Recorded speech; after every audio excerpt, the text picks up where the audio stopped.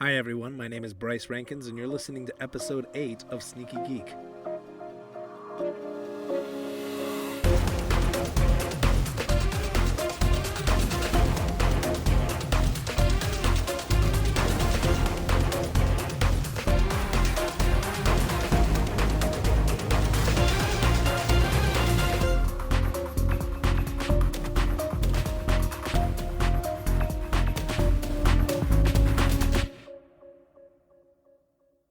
Hey guys, welcome back.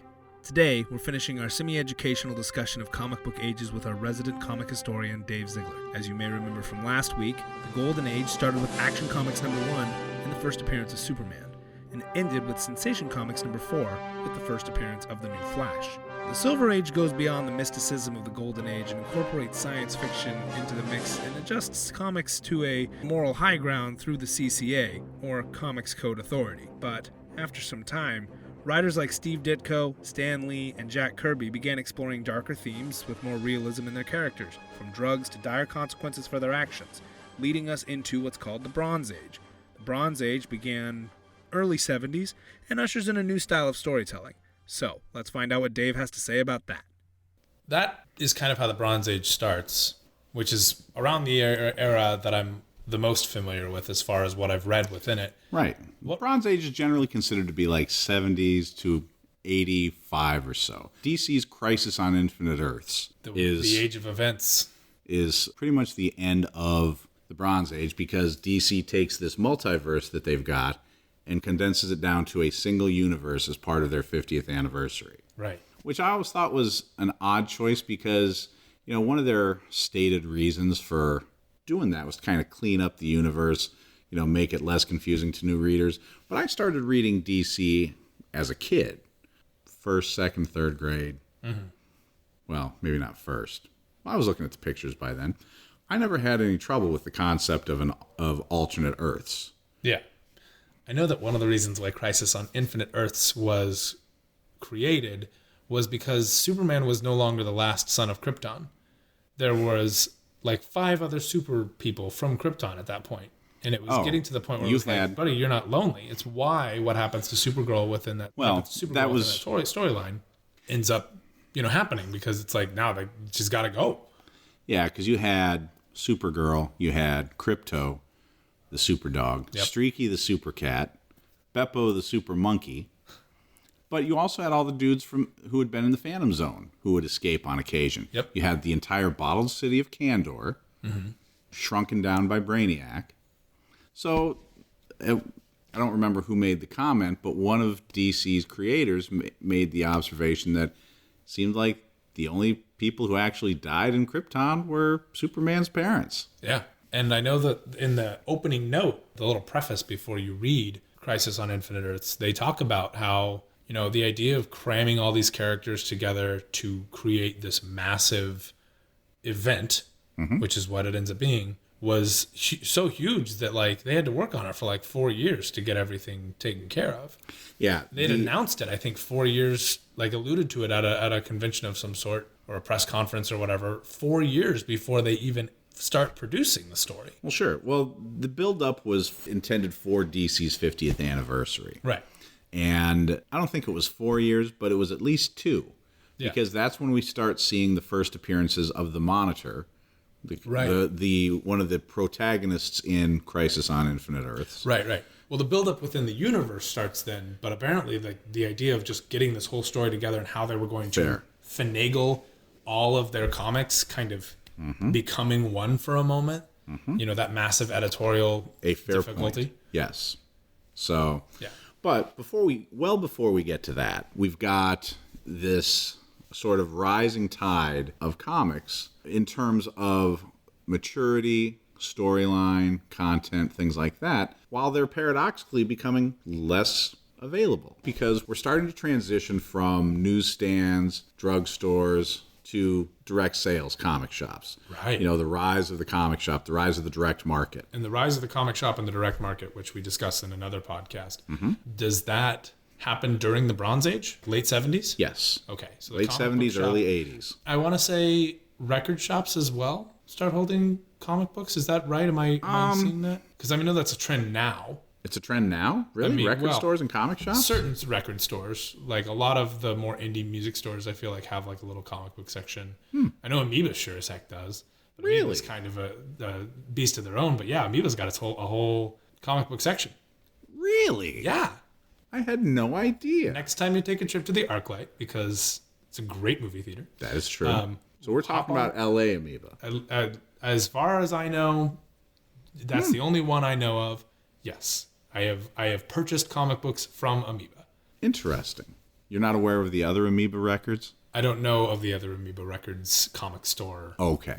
You're aware that there's another Amoeba Records. It's in the Bay Area, is it not? Yes. Yes. That's where it started. That's what I thought. Yeah, okay. So anyway, ignoring my record store question, we have the idea of actual comic stores. Yes. Where they're not just selling, Action Comics and this lovely serial of an anthology, but we're selling the issues and you're doing pulls. Well, keep in mind that by this point, Action Comics is Superman. Yeah, and it's single issue. Single character, single story usually, but sometimes with like an 8-page backup. I like the 8. Yeah, the 8 DC. They still do those to this day. Not as often. No, but DC was big on the 8-page backups, and I loved those because you'd get things like in DC Comics Presents, which was the Superman team-up book, you'd also get Whatever Happened to ... And it was, kind of whatever happened to Our Man from the Golden Age, whatever happened to Rex the Wonder Dog, who was an adventure character who was a dog.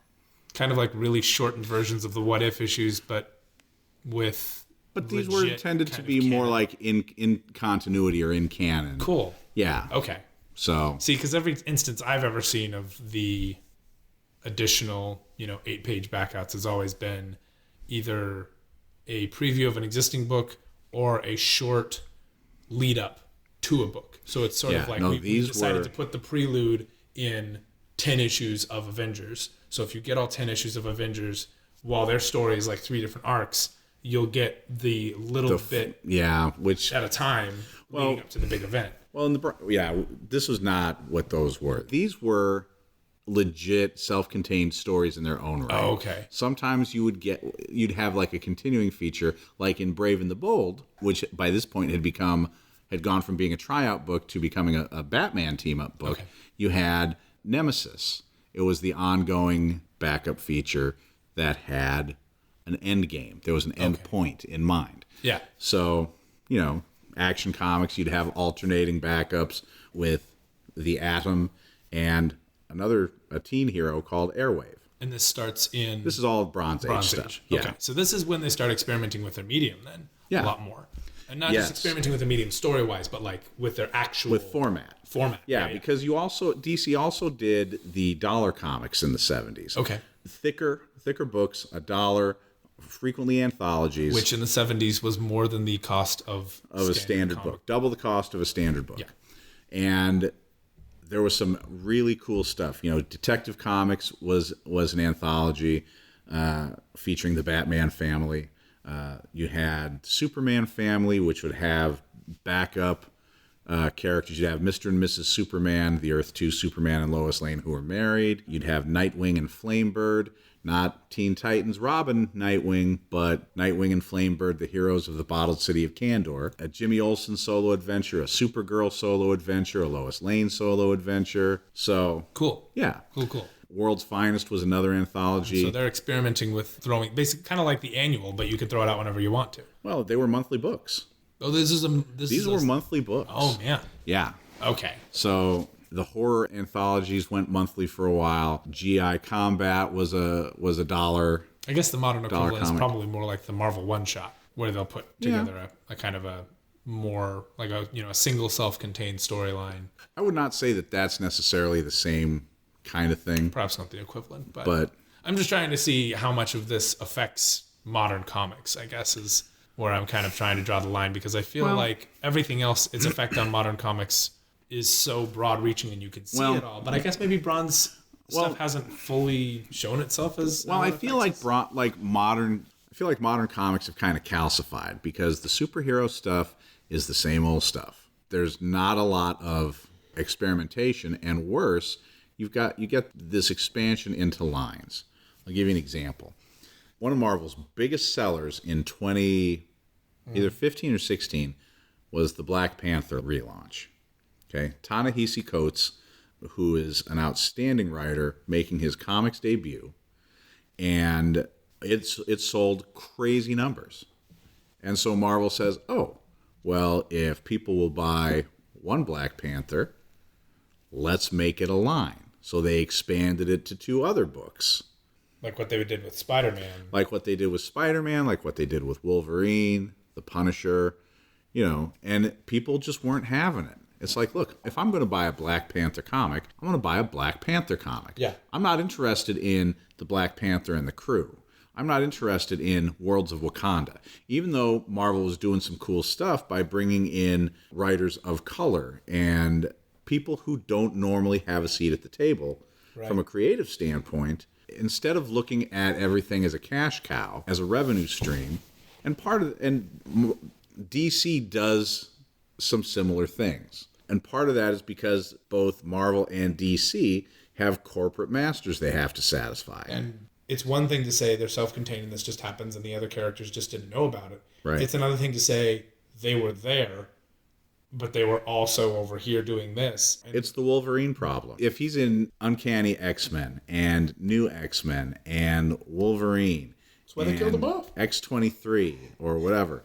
Anyway, coming back to it. We get into the 80s and we're seeing experimentation. There's some experimentation with like a mature reader's line. Marvel is trying out Epic Illustrated, which is like a magazine size. And Marvel had done some magazines earlier. There was a Hulk magazine. There was a Marvel Preview. One of those two. It had the same title as one of their comic series. There was The Deadly Hands of Kung Fu, trying to cash in on the Kung Fu craze of the 70s. That's fair. Yeah. So Epic Illustrated, an anthology magazine, trying new stuff. They tried their hand at an event with the Secret Wars. Ah, yes. The first Secret Wars, still the best.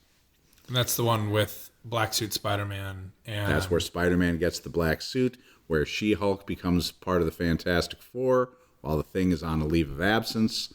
Chris Claremont is doing some outstanding work on the X-Men. Someone once described to me the reason that Secret War, at least as far as the stranger in the comic book shop had felt, the reason that Secret War to them was so successful was because it was at a time when all of the writers and editors really knew what each other were doing. And that you could tell in the comics that there wasn't this giant convolution of grabbing for every opportunity they could to put every character in there, so that when it came time to organize an event, it wasn't, well, guess what, you're on this now. It was, okay, here's the entire thing, here's how it's going to play out, and it felt like they were working together better. Well, I don't know if that's necessarily the case. I mean, I think it was a stranger in a comic shop. Right. Well, part of the thing is that Marvel was publishing a lot fewer comics then. Yeah. There was one Captain America book, one Iron Man book. Were there had they started the West Coast Avengers yet?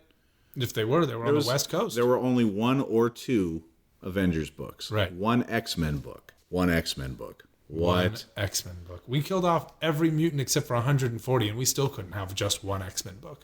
Right. Spoilers, 2005. But one of the things that the Secret Wars does do, we get to the end of issue X of X-Men, or issue X of Captain America, or issue X of Spider-Man.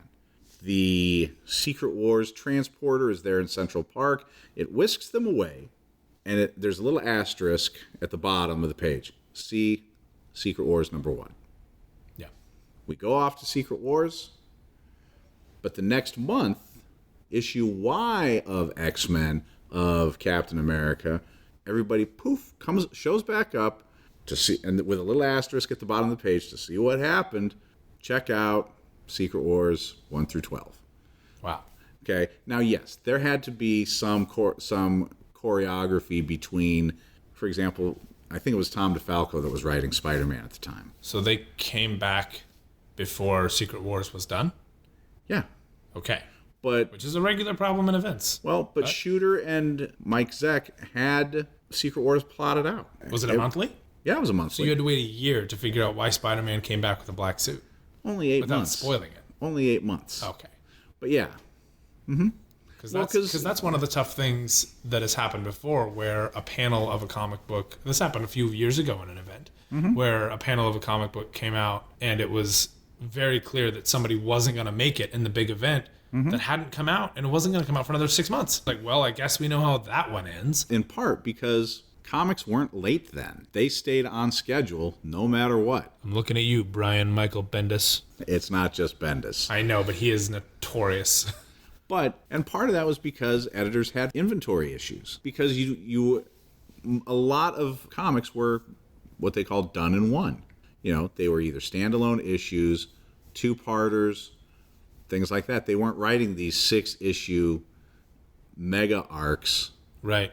With minor crossovers and characters coming in and coming out. Right, with the idea of everything being collected. Hell, back in those days, almost nothing was collected. Yeah. Yeah, I look back to some of my older comics, and it's about every 12 to 14 issues of one particular comic or another that they'll bring in one side character. I happen to collect 90s era New Warriors. And that's some good stuff, those first 2-3 years or so. Yeah, it's really good. And Spider-Man shows up at one, or some other character, or some other villain. When that happens, those are the issues that are a pain in the ass to find. Because, this is a nice, this is a crossover issue. But they're a pain in the ass to find because they weren't happening constantly. But again, that's the 90s. That's after the alleged Bronze Age, which kind of closes out this whole discussion.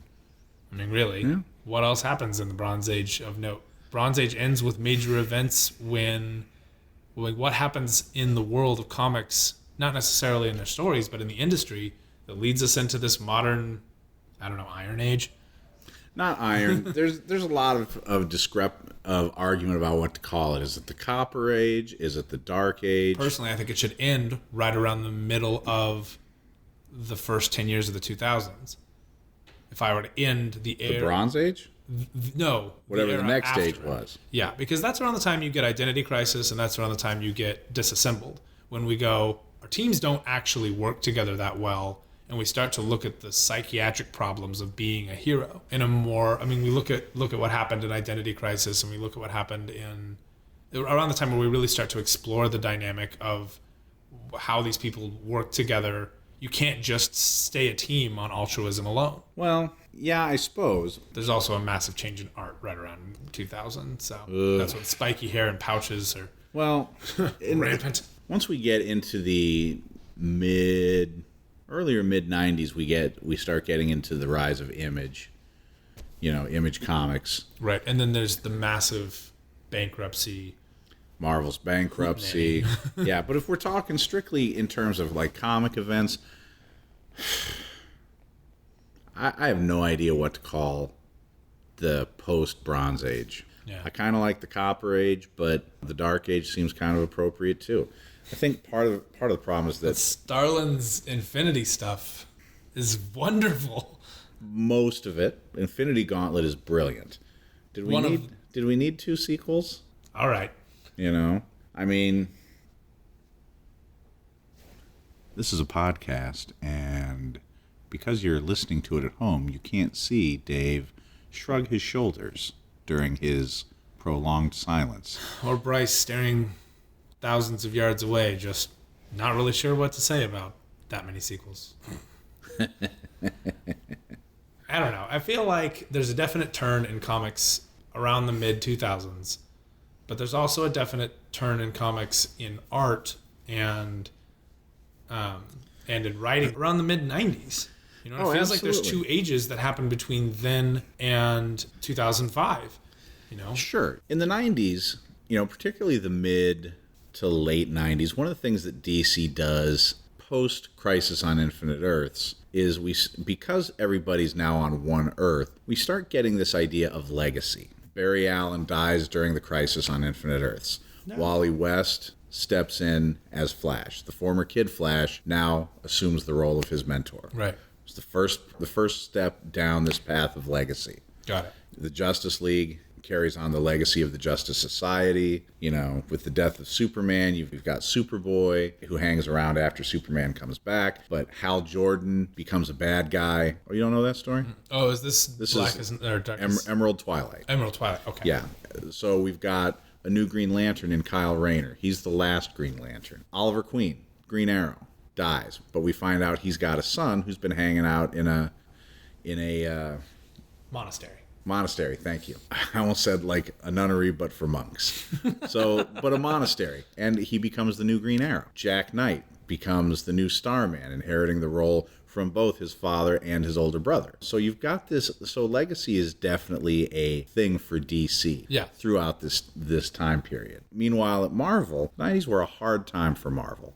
Yeah. For a variety of reasons. The image artists leaving, bankruptcy, some of the art stuff some of their books were just bad. But on the same token, we have the 90s Spider-Man cartoon. Yeah. We have the X-Men cartoon in the early 90s. Sure. But Marvel's not producing those. No, but Marvel properties are growing in the public eye. Okay, that's fair. But at the same time, so are DC's. I mean, have been running the Super Friends early mornings for I don't know how many decades at this point. Sure, but then we get Batman the Animated Series. Superman the Animated Series, yes. Which I actually, now that looking back, I watched as much, if not sometimes more, than the Batman Animated Series. Oh yeah, they were both really great. Oh yeah, the Batman Animated Series gets all the dap because it was first.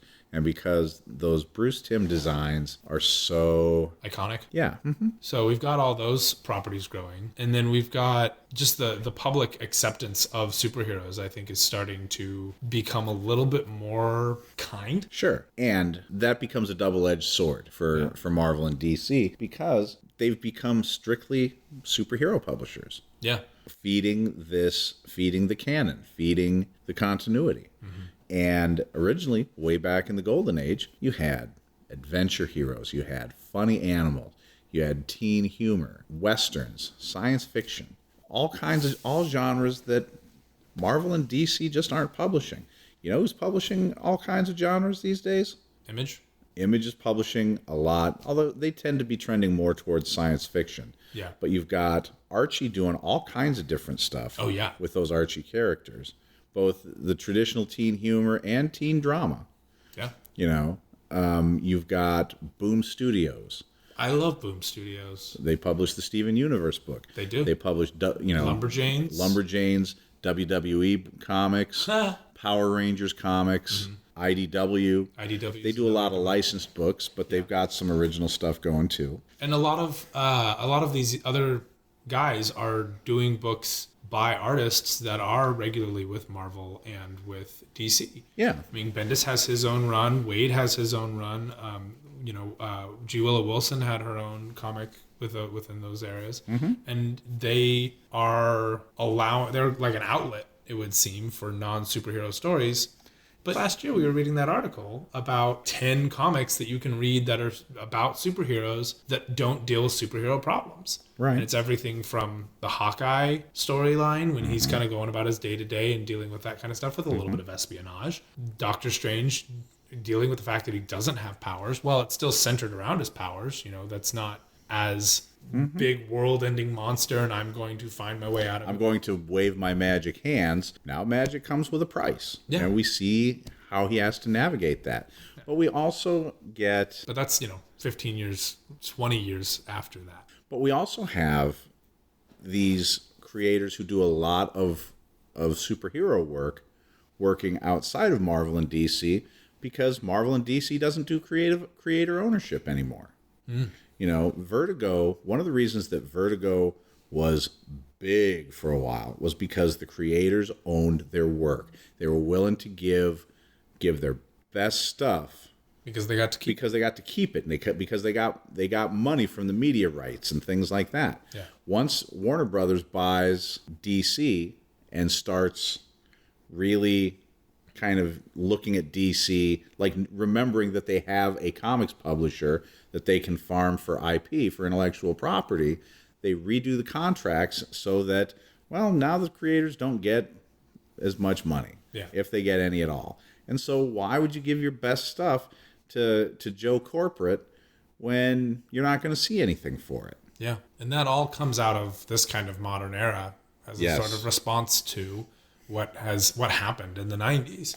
Well, not just in the 90s. I mean, comic creators for decades have largely been considered workers for hire. Jack Kirby didn't have ownership of any of the characters he created for Marvel, and there were a ton, because he was considered work for hire. Yeah. Now, there was a big lawsuit by the Kirby estate against Marvel and Disney trying to reclaim those copyrights because thanks to a clause in the most recent copyright law, there was a window during which creators of a property could sue to reclaim ownership of that property from the corporations. Yeah. And it took a long time, but eventually Marvel and Disney settled, let's just say it's a big number with the Kirby estate, commensurate with his contributions to not just the publisher, but to the field as a whole. And when that happened, I remember it being almost the payment wasn't so much a, please let us keep this, we're buying this from you, as much as it was, you should have made this money all along, considering how much money's been made. It's kind of like that Batman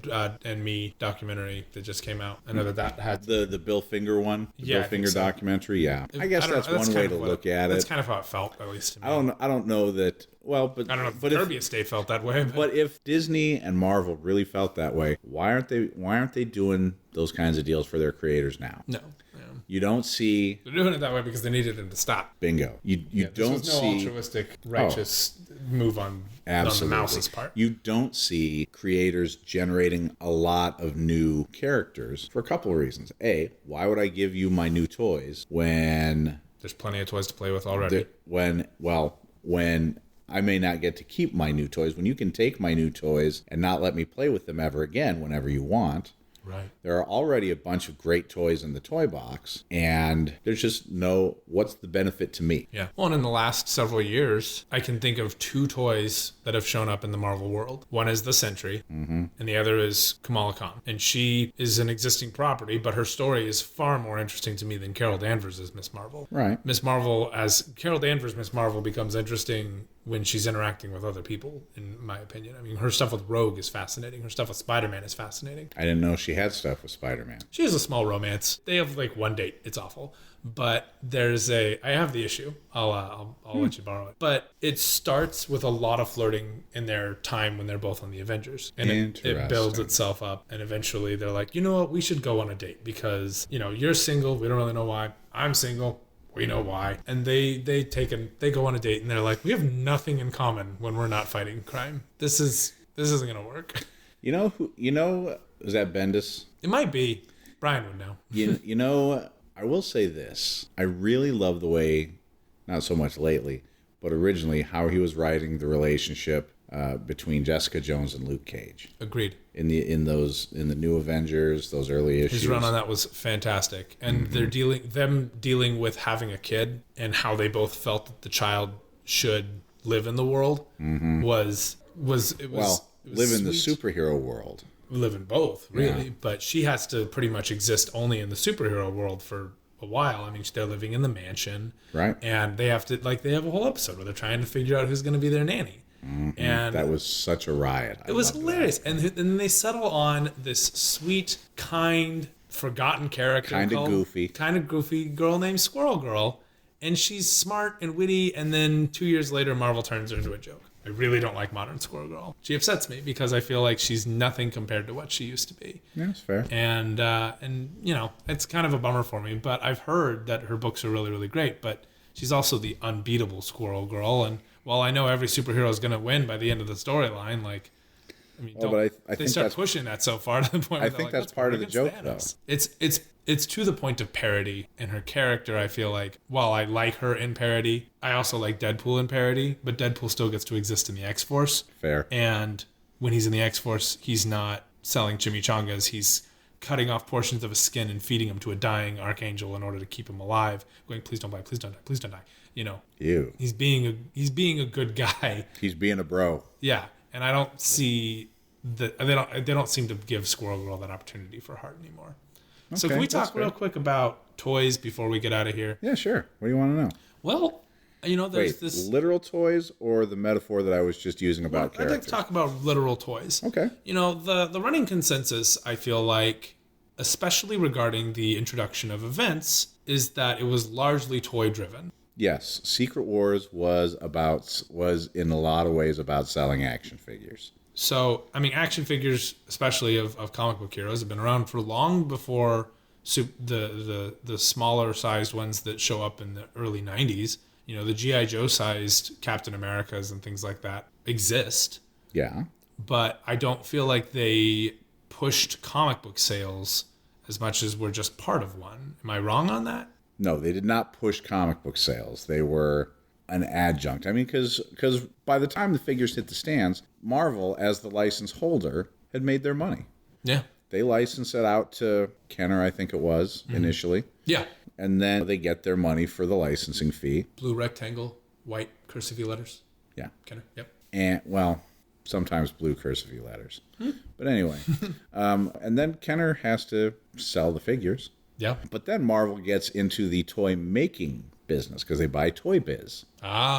Which is just one step along the line of shitty mistakes or shitty decisions that Marvel makes, which culminates in their bankruptcy. And this happens around the time of Secret Wars? Oh, no. The bankruptcy was in the 90s. Well, the bankruptcy's in the 90s, but the Toy Biz purchase. Also in the 90s. Also in the 90s. Roughly around the time of X-Men, I would wager. X-Men. The television series.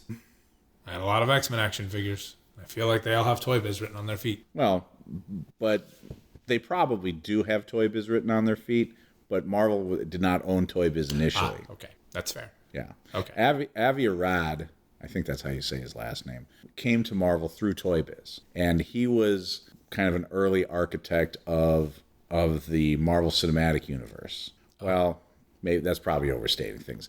But he was working on X-Men. He was part of that project, the X-Men film.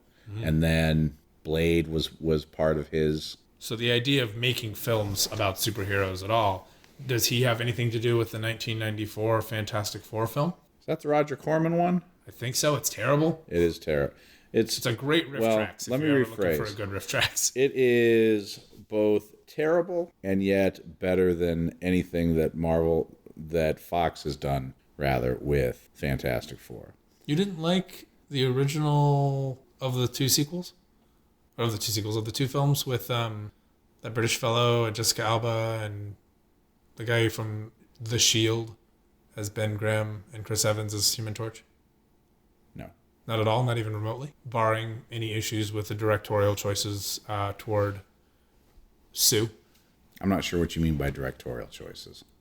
Well, I guess that's giving a lot of credit to and a lot of stock to the stories that Jessica Alba tells. But Jessica Alba, the way she describes her time as Sue Storm, was with a lot of disagreements with the director and producers as to how Sue Storm should be portrayed and whether she should be as intelligent as she should be. Granted, it's the director or the producer's fault happens to come up a lot in Jessica Alba's career and her interviews after bad films. She tends to throw directors and producers under the bus a lot after making bad movies, of which there are plenty. I may be wrong on this, but from her standpoint, she was not allowed to be the Sue Storm that much of us have come to love. But aside from her, do you still have a lot of problem with the initial film? Yeah, I just didn't think they were very good. Okay. And particularly when you get into the sequel and Galactus is a fucking cloud. Yeah. I'm with you there. Even if they had just given us a giant ass hand coming out of the cloud, could have saved that sequence, but. So, Toyline is the driving force. They eventually buy Toy Biz. Yes. And that's how that goes, and that's a whole different podcast. Mm-hmm. That's it. There's not really a lot that drives. I feel like using toys as a marketing tool and starting these big events operate in tandem. They do now, because we see like Marvel doing lines for Hulk or Thor Ragnarok, right. Guardians of the Galaxy 2, the different variations of the Avengers line, etc., right. etc. Am I misunderstanding your question?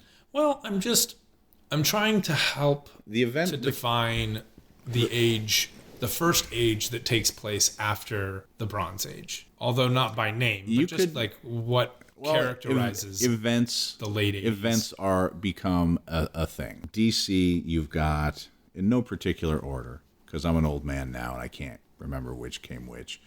But you've got Armageddon 2001, you've got Millennium, you've got 0 Hour, War of the Gods. Isn't there a second Crisis on Infinite Earths eventually too? Infinite Crisis, Final Crisis, but those are much later. Those are in the 2000s. Yes. But over at Marvel, you've got Fall of the Mutants.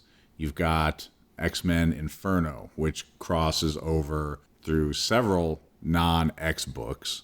You've got the Infinity Gauntlet. You've got these annual events where groups of annuals are crossing over. You've got Atlantis Attacks. That was one of the first ones that Marvel did after Secret Wars. So you've got these big crossover events where maybe you have to buy the crossovers, maybe you don't. They always say, well, you don't need to buy the crossovers to get it, but frequently you do. I mean, the Secret Empire monstrosity that Marvel just finished with Nazi Captain America. Yeah. Well, you don't have to buy the crossovers. Well, but there's some key facts, I guess, that come out in the crossovers. Yeah. Setting aside the completely appalling fact that you've got Captain America, created by a couple of nice Jewish lads, as a Nazi. It's not the first time he's been a Nazi. Isn't it? I feel like there was another Nazi Captain America where he wasn't like a full Nazi, but like it was the same situation. Something was wrong with Captain America. In this case, something's wrong with Captain America's timeline. Well, in this case, something's wrong with Marvel Comics for thinking this was a good idea. Certainly. I'll concede that maybe when they planned it, they didn't think that their first issue was going to become a meme because people were so upset about Captain America being a Nazi. There were sufficient warnings that this was a bad idea. Yeah. Well, that's pretty much. We've kind of run off the rails here. No, and I've been monitoring since that point because I was like, this is the point where we're in everything after Bronze Age. We're pretty much in off the rails. Okay. So that's the Bronze Age. Right. So we have Golden Age. We're starting in 1938. Right. Action Comics #1. Superman on the cover lifting a car. Yep. We get to the end of the Golden Age, and we kind of vague, but it's as most ages are. Yes, but the Silver Age very clearly starts in 1956. October 1956 with Showcase #4. Yes. Right. And that's Barry Allen the Flash. Barry Allen is the Flash. And everyone says, hey, superheroes are a thing again. Let's get those guys. Let's throw them in some science. That's right. And so that's the start of the Silver Age. And there's a whole lot going on there that we didn't really get to talk about just because of the nature of what we're trying to fit into about an hour. Yeah. But then we get into the Bronze Age, the early 70s. We start discussing the problems with drugs, the problems with civil rights movements, all of these things, and we really culminate that with the night Gwen Stacy died. Right. And by that point, there's no turning back. We are not in the Silver Age. We are very clearly in a new age. Jack Kirby's leaving for DC, weaving his magic over there. It's just an era of change. Yeah. And then we go all the way until about the mid-'80s. And then we Crisis on Infinite Earths. Let's condense. We've got a 50th anniversary of DC. And we say, this is the point where we need to get our stuff together. And we are going to try to not convolute it. Which, paradoxically, opens up the world for events. And giant crossover events are why Marvel and DC are so convoluted today. In large part, yes. And then that leads us into other ages, and we'll talk about those other ages on other podcasts. Sounds great to me. So there it is. You've got Golden Age, Silver Age, Bronze Age. You now know what they're talking about. And the next time somebody says, blah, blah, you don't know, you go, that's a lot of information to have to just be able to pick out that one thing. But at least you have a couple of things that you know on your side, too. Or, alternatively, you can just say, hey, pack it in your shorts. That's also something you can say. Dave Ziegler approves that. And you know what? Bryce does, too. So, you reading anything? Well, let's see. You reading anything classic right now? Classic comics. Right now, I've been on a Bronze Age Wonder Woman kick for a while. Okay. For like the last year or so, I've been tracking down issues from this run. that came out right around the time the Wonder Woman TV show was premiering with Linda Carter. Oh. That first season takes place during World War II. And so we kind of get focused on the Earth 2 Wonder Woman in the comics because that's still World War II. And so I was tracking down that storyline. I finally found the issues I was missing at WonderCon in the spring, and they are really fun books. Neat. I'm enjoying those. I've been picking up some older Batman and Detective, and an ongoing project of mine is collect all the dollar comics from the various series. Wow. It's an ongoing project. Yeah, that's a big project. It is a big project. You were describing earlier. Yeah, well, because sometimes they would have, I mentioned World's Finest and Superman Family, but they were also trying other anthologies. There was a 6-issue science fiction anthology called Time Warp. There was a 5 or 6 issue war anthology called All Out War that featured the Viking Commando. Ooh. Yeah. Pretty badass. Battle axe and an army helmet. Awesome. Stuff like that. Picked up a few Sergeant Rocks lately. Our Army at War, The Unknown Soldier. I've found that as I've gotten older that my interest in other genres is kind of, I think I've alluded to that. We talked about your search for some true romance. Yes. And so I'm finding that it's okay for me to expand beyond the harbors of Marvel and DC superheroes. And see what else is out there. Yeah. And that makes it sound like I'm just coming to this conclusion. I've been experimenting with other books for a while, seeing what else is out there. So, Gotcha. And I've got a ton of books. I think we've talked about how I always come home with this mountain of books from San Diego. Right. I'm still working my way through that mountain. Through that mountain. So there's a ton of classic books. I've got a mountain probably about 2 feet high of comics that I was picking up. Because there was a point where I had like 15 things in my pull, and I got behind, and I felt guilty leaving them there, so I bought them all, obviously. Yeah, well, you got to. I'm not going to just put them onto their shelf, unless there was like an anthology, and they were like, hey, we got the entire arc, we'll just put them in a package together. Dig it. Which, once in a while, that happened. And what about you, man? What are you reading these days? You got any classic books going? Not really, actually. Really? I haven't done a lot of comic book reading in a while, just because I've been in like 6 other genres and mediums for a bit. You got anything you'd recommend that is just a classic? Yeah, actually, I do. Okay. Marvel's putting out these epic collections. Okay. Are you familiar with those? No. Okay, these epic collections, what they went back and did, for example, for Spider-Man, they didn't lay them all out on the floor, but they went back through all their series of the Marvel Age and kind of mapped out where breaks would be. Okay. And so they're putting out, the ultimate goal is the entirety of all these series in these epic collections. Oh, man. So, but you're not getting them like in the order that they were published. So, for example, Captain America, you don't get volume 1. The first one is like volume 12, but it's all, I think part of the reason they're doing it this way is to get some things into print that they haven't collected yet. Apparently, they've done all the math to get everything figured out which volume it would be in. Yeah. But they've also done 2 volumes of Power Man and Iron Fist. Oh, really? I do love me some Power Man and Iron Fist. As do I. I mean, this is classic. Yellow shirt, Sweet Christmas, steel tiara. Love me some Power Man and Iron Fist. Well, all right. Have you read The Immortal Iron Fist? I've read some of The Immortal Iron Fist. The entire thing is super good. I think I have the most recent, like, The Immortal Iron Fist, the one where he's like, when that started. No. By Kara Andrews? Maybe, I don't know. When did it It's come out? hyper stylized art. Was it Marvel Now? Maybe. 2012-ish? Probably, yeah. Okay, I have the first trade of that. So, all right, where can I find you on the internet, Dave? I'm on the tweeters at Mr. Dave Ziegler. And you can find our podcast at Sneaky Geek Pod on Twitter and at Sneaky Geek Podcast on Instagram. And that's that. Guys, once again, I have to say thank you so much for listening. I would really encourage you to rate and review our podcast if you get the chance. Not only does it help us know how we're doing, but it can actually help us gain some notoriety down the line. Tune in next week for another exciting episode of Sneaky Geek. Until then, here is a recording I snapped of Dave humming the Superman theme while he was looking at merchandise and didn't know I was still recording. Sorry, Dave.